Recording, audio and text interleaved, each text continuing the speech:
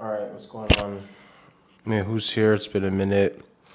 The last 6 months of life have taught me a very important concept and law of spirituality that I want to share with you guys. And that's called the illusion of choice. Choice itself is a loaded word because the choices and options you have to pick from are never in actuality the limit of choices you have in real life. What do I mean by this? Well, imagine you're in a specific relationship, a group of friends, or city, and there are a plethora of options that make themselves available to you through participation of this friend group, relationship, or city. You think you have a lot of options, you have a lot of choices, but the reality is, those choices only come from that environment, from that city, from that friend group. All these things that are just good enough. There's a parable, there's a myth, there's this poison called good enough, where you stay in a city, a job, a relationship that you know is beneath you for years, only to realize that this was never a good fit for you. Now, when I say beneath you, that's not to think or move condescendingly, because I don't believe that anyone is better than anyone else. When I say beneath you, I mean beneath your level of standards, beneath your standards of how you allow yourself to be treated, how you allow yourself to be spoken to, dealt with, all the 9 yards, right? So the illusion of choice becomes almost deterministic of our values, of our likes, of who we are as people, that prolongs our journey. Meaning, if you are someone that enjoys playing basketball and you go to a gym that has a basketball court, you are going to end up playing basketball. That's just deterministic of your values and likes. Now, if you go somewhere and you like basketball, but there's a soccer field there, there's soccer players, and you start playing soccer, that is also still deterministic of your environment.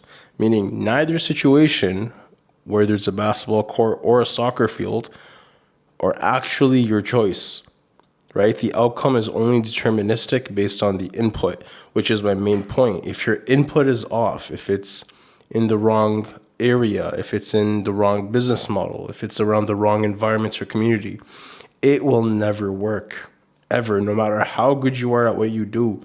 A huge facet to success and a huge component to success is where you do what you do. You could be walking in your God-given purpose. You could be walking in, your true essence of life, what you're meant to do. And just because it's in the wrong area, because it's in the wrong environment, your input is off. Your output will never be what it needs to be, which is why I have realized that the illusion of choice runs so deep. It starts years ago while you're building on this outdated identity of yourself, this version of yourself that you had to use to survive that no longer can fit into this life you're building of thrival. And that is going to be the hardest thing to let go of. Not when you're failing, not when things aren't going your way, but when you're in the middle of success. Failure is so fucking easy to walk away from. You can basically get up and say, yo, this isn't working. I'm going to pack up and dip. And no one's going to think anything of it. But if you are in the midst of success, right, by what other people quantify and qualify as success, and you pack everything up and you head out, people are going to fucking look at you insane. They're like, yo, what's wrong with this guy? But see, that's the thing. People's version of success is not the same. So what may look successful to someone from the outside looking in could be a life that someone does not want to continue investing in from the inside looking out. It's so easy to cast stones from glass houses when you're comfortable in your ivory tower with no real issues in the world to worry about, right? Good for you, God bless you. But I grew up in poverty. I grew up having to figure out the next steps for my life. Otherwise, homelessness, poverty, starving, like hunger. All these things are real life factors that, in all honesty, I'm probably closer to than being a billionaire, because the scale of that's a whole other discussion. The illusion of choice is so deadly. It will have you sitting in a place that has no business for you. Like, you have no business being inside, and you're just happy, content, because you're slowly going through the motion of what you think your life should look like, which is why it is so dangerous to take advice and listen to people that are not living the life that you are working towards. People will waste your time, energy, focus, resources, strategy, money, everything you have to offer to put you in this round rat race, mice maze game that people enjoy watching you go through. Because the world's a fucked up place, right? The word power is something I used to despise. I used to really hate how people are strategic when I'm trying to be genuine, because it's like, why does the world move like that? But having realized a lot, I realize how necessary it is to play the game. If you ever hear anyone say you just got to play the game, you might despise it, but you have to play the game. The whole game, bro. Like, never outshine your master, to hate on the free lunch, like all these little things.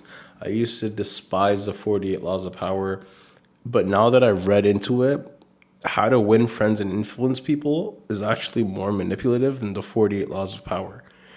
I will respect and honor anyone that is downright manipulative and strategic intentionally over someone that's trying to do it like in a coercive manner. Like, how to win friends and influence people is a very coercive way to approach life. It's a very manipulative way to get what you want. If you are someone that indulges in the 48 laws of power, that is your choice. I will respect that and honor that more than someone that hides behind niceness or kindness, or like these little fallacies of human being to create the facade of connection, of community, of two people getting along, when in actuality that's not that. The illusion of choice also has so much to do with the people you're surrounded by, because you think it's your choice that you're around these people, when in actuality it's not. It's proximity, which is why I say a huge amount of indicator for adult friendships and relationships is proximity. The people that you're surrounded by on a day-to-day, that you see often, that you see in your community, you're more likely to spend time with them, to get to know them, to be friends with them, and then end up in platonic or romantic relationships with them. Is it because these people are the best options for you as a person? Not at all. They're just people that you see more often than not. Therefore, the input is so high that on the output scale, the only logical determination is that you will be their friend, or you will be in a relationship with them, you'll start a business with them, whatever. That is the illusion of choice. It forces proximity into connection. It forces seasons where you're meant to just readjust and pivot into your life purpose, and it extends and it grows, and it keeps going until one day you wake up and realize that the life you're living is not the life you're working towards or that you want to build. The illusion of choice is so deadly because it starts out with good intentions, but over time, you don't see that your choices and your options get muddied based on the illusion of what's going on. It's never about your intention. It's always about the output. Input equals output. Intention gets you detention. Anyways, man, I feel like this was a great place to wrap up.